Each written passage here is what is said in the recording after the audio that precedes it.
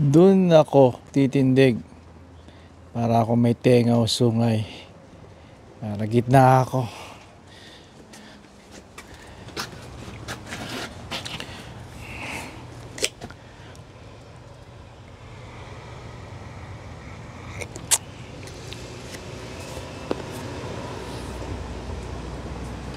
Welcome.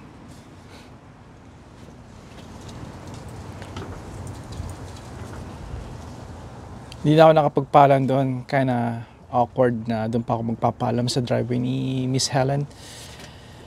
Kaya yun, nakita niyo yung sakyan. Napakaganda, no? 2011, tama ba ako? 2011 Ford Edge at 31,000 clicks. Alam niyo, pag binubuksan ko yung pintuan, amoy pa rin nung, hindi naman amoy matanda, amoy ano pa rin. Yung mga fresh dashboard leather, hindi siya masyadong na nagagamit. Pero marunong siya, tina-top up niya, top off, top up. Ano ang pagkakaiba ng dalawa? I believe top off, I guess interchangeable sila. Pero I think sa iba, ang top off, kapag may mga linya na ng middle, full, minimum, at full, susundin mo yon. Parang halimbawa sa change sa oil, di ba may mga gauge, may mga series siya ng mga sukat. Kung susundin mo yon at top up naman top up talagang yung gasolina siguro. Pag di ba pag naigib kayo ng tubig container, yung timbaw, yung container na itim, remember? Pupuno nyo hanggang umawas. I guess yun ang aking definition ng top up.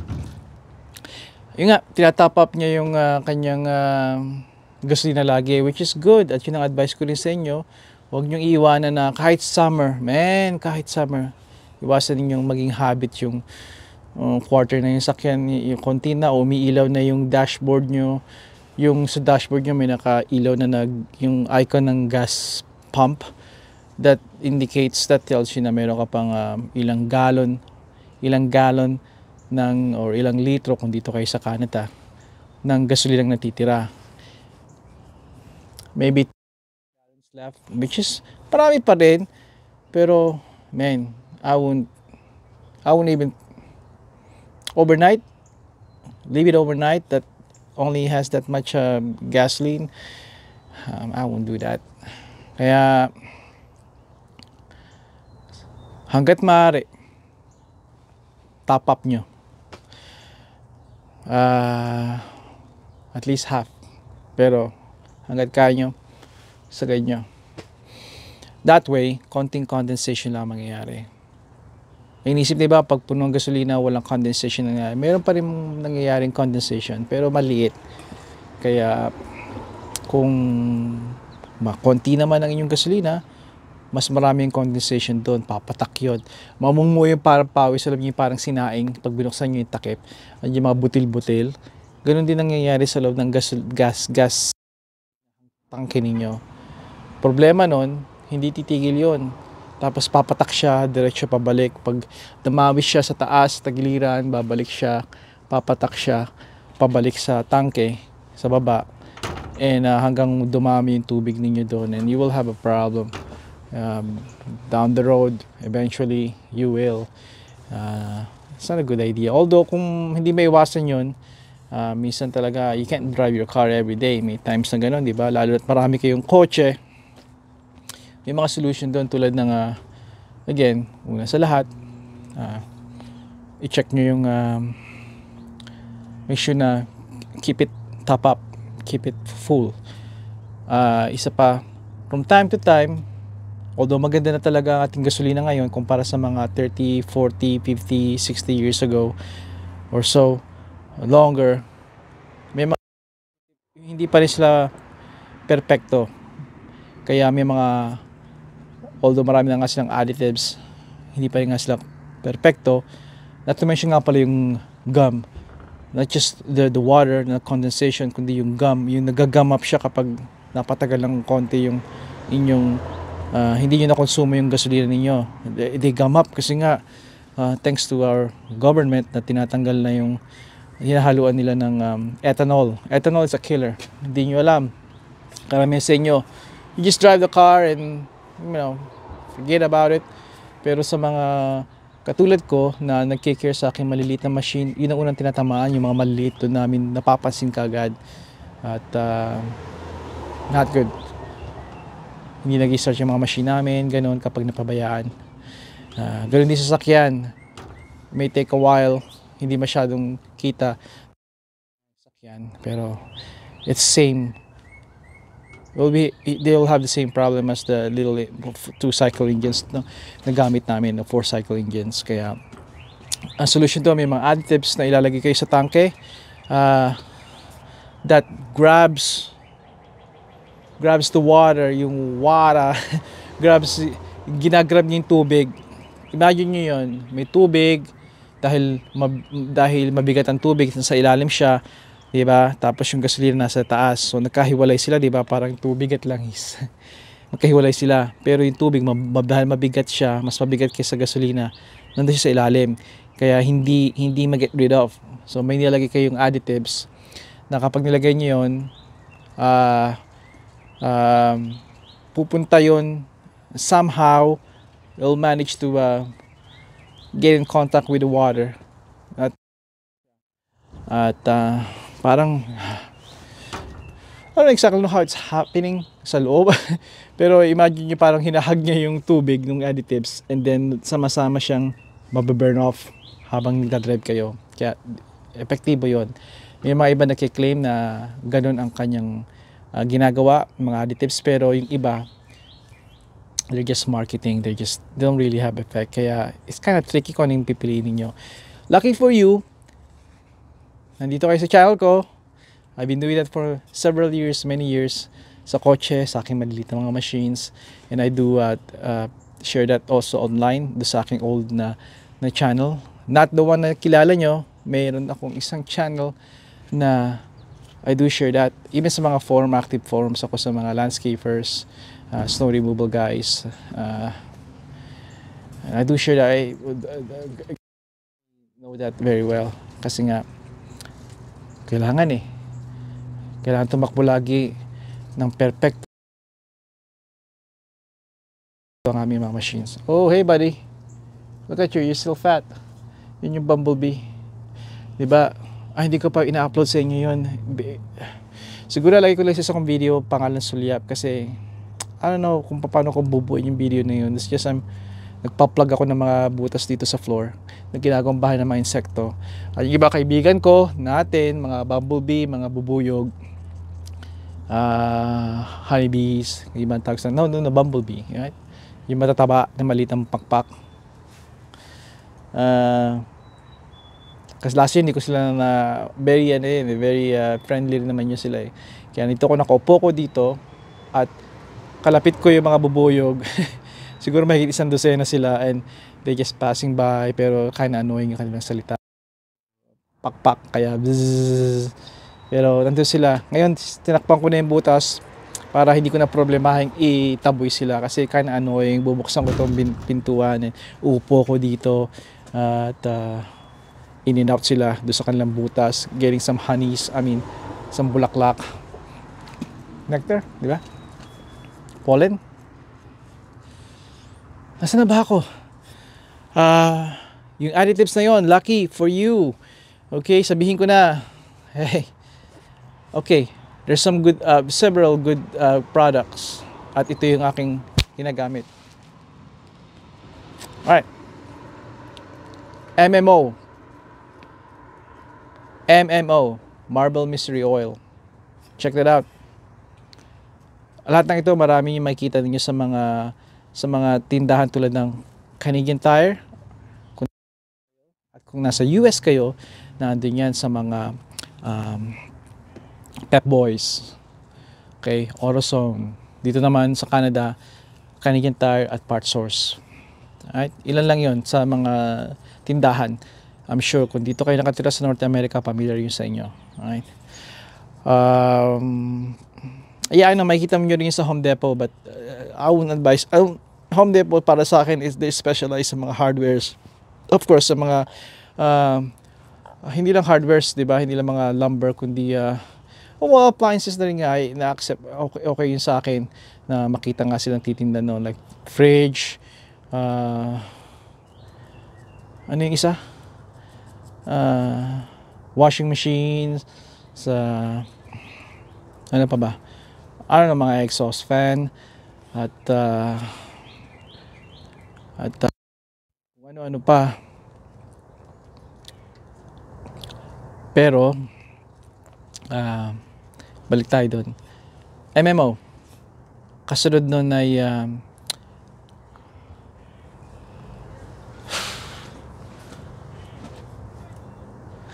ito na naman yung utak ko. I use it every day. I promote it and ngayon nag-slip sa mind ko. I can picture the bottle pero di ko mabanggit yung pangalan. Again, MMO. There's this Lucas. The Lucas Additives. Lucas Fuel Additives. Check that out. Great stuff too. They claim na nakakatipid pa rin sila sa pagkonsumo ng gasolina. There's a proof to that. May prueba yon. Tapos the one that yung unang-una kong ginagamit nun, yung kulay puti, dating sa Marine. Kailangan ko bang buksan to para tingnan? No. Pero yung sinabi kong dalawa sa inyo, okay na yon. Ang main ko talaga tatlo eh. Yung isa hindi ko mabanggit ngayon. Marine.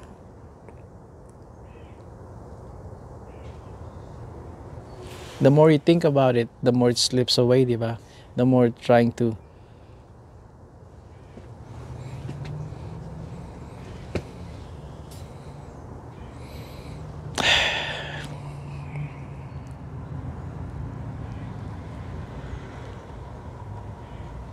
there's this okay, may pag binagkas ko MMO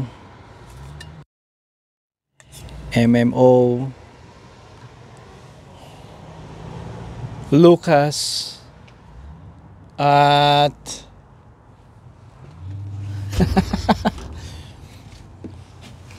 Marines.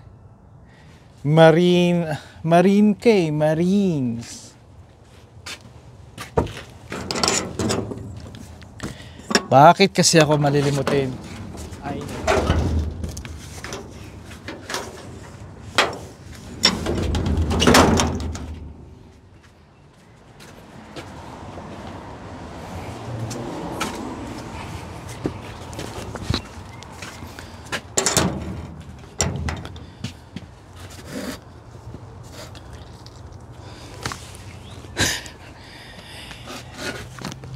Seafoam. Dalawang uri siya ng bottle. Yung isa may hose. You can use that for tuning up yung mga lawnmowers nyo, snowblowers, and even kotse ninyo. I have that bottle, pero ito lang yung nag-grab ko. Seafoam. Maraming magsasabi na dito ay hindi effective. Kasayang ka lang ng pera. This works. Pero ito ang go-to ko. Marble Mystery Oil. Check it out. May bago silang release eh. Sabi nila for synthetic oil, sa oil change naman, sa oil, sa halo nyo. Those are kinda, I don't want to discuss that. Kailangan ng mahabang segmento nun. Kailangan mahabang usapan yon. Kasi I don't just throw this at sabihin kong ilagay nyo sa oil nyo, sa crank, sa gasolina ninyo, and sa transmission ninyo. May iba specialized doon. I don't do that. By the way, bad idea yung basta na lang kayo may lalagay sa transmission. Kaya let's keep this simple. Katulad una natin na pag-usapan ng pagtanggal ng at even pag-improve ng gas mileage ninyo, these three here, yung tatlong to. Anong go-to ko? This. Pwede sa oil, pwede sa gas. Alright? From time to time, itong nilalagay ko. This, may isa akong galon nito. Yung 1 gallon nito cost me, I was several years ago. Nung una, was $40 something. Maybe a little bit high, of course, mataas na ngayon. Pero, this stuff works too. Okay? Ang advice nila, every fill up will cost, mararamdaman nyo yung presyo kapag ganon. Although, marami nagsasabi it's worth it. Pero, once a month of this, yung tatlo, mamili kayo. Seafoam, I love this stuff.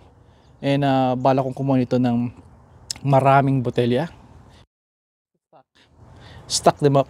Katulad din ng lahat ng ito. Pero, again, this is my number 1. Ikalawa ay either sa dalawang ito. Most likely ito, ikalawa. We're talking about gasolina tangke. Alright? May mga uses pa ito tulad ng sa oil, pero kailangan yung kayo mismo magbasa nito at intindihin. Kung hindi, I would suggest na bumili kayo nito, ilagay niyo sa tangke, may instructions naman, ilagay niyo once a month, you will see some improvements. Okay? Again, iba-iba yung mga sakyan natin, the way we drive, at anong kondisyon, kaya mga resulta magbabago. Pero, again, hindi to paid advertisement ha. I'm a believer of this. I have dozens of these. Pero gusto ko itong mga to. Again, Marble Mr. Oil, may mga sa aking Oldlen, OLDLENN, may mga videos ako doon, may kind of old, pero nandun, I talk about these stuff, lalo na ito. Para makita nyo yon, minsan marami kasi akong videos katulad ng iba sa inyo, di ba? Just go to, if you can visit the site, yung Oldlen ko, youtube.com/Oldlen, OLDLENN. I think yun yung address ng link. Use a desktop computer. Not sure about the iPad kung merong features siya noon, pero definitely yung desktop, kasi I have desktop. Or rather, si Mrs. ang may desktop. Ginagamit ko lang si Mrs. T ang may desktop. Meron doon kasing feature na nakiklik nyo sa page, like binisitan ninyo yung page ko. Meron doon isang section na you can type yung search button. Once you type nyo doon kung anong gusto ninyo, then kung meron ako doon keyword, then lalabas yun doon. Go to youtube.com/Oldlen, type MMO, sigurado may lalabas nun. Type Lucas Additives or just Lucas, may lalabas din. Seafoam and other stuff doon, marami para siguro doon. Ganun nang mag-research, di ba? Or at least yun ang alam ko.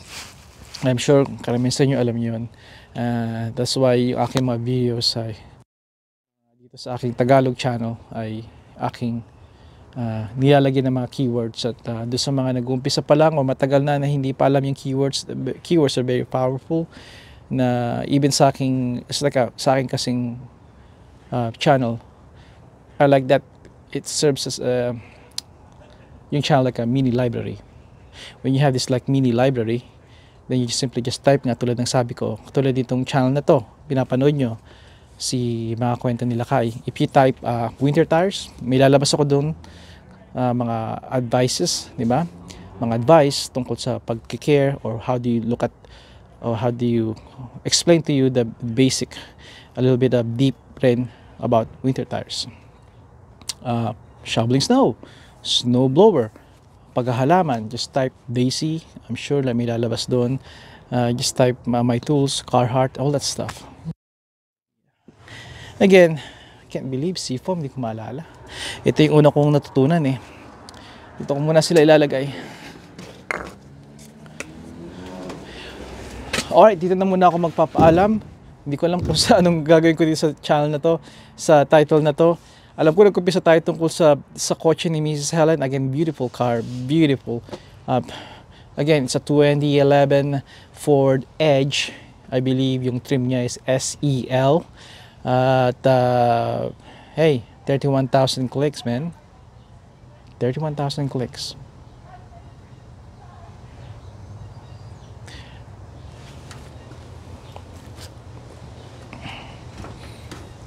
Makakita kayo ng ganong klaseng even just driven by an old lady. Grab it. Grab it, man. Grab it. May kasabay. Anong pipiliin mo? Iwasan mo yung Subaru WRX ng panahon namin in the 90s. Iwasan mo yung Subaru WRXS, yung STI. Kasi kabataan, they beat the crap out of them. Tapos ibebenta. And you'll be surprised kung ng mga sira nila, mga it's like a battle-hardened little sedan. Tapos yun ang iwasan ninyo, mga ganun. Tapos meron naman ng mga meron namang mga may idea ako na gagawin kong another channel, another video. Sundan niyo yun. Again, bago tapusin ko, meron naman na ibang case na matanda, nagde-drive, couple, husband, or yung lady, yung wife. At totoo yun dito, groceries, home groceries lang. Kaya yun ang nawa na kunin. Talaga. Sa pagsasalita ko ito, may nakita akong idea na pag-uusapan natin sa susunod. I think mabe-benefit nun yung mga taong naghahanap ng sasakyan. Yeah. Alright, hanggang dito lang talaga. At padayon, kaibigan.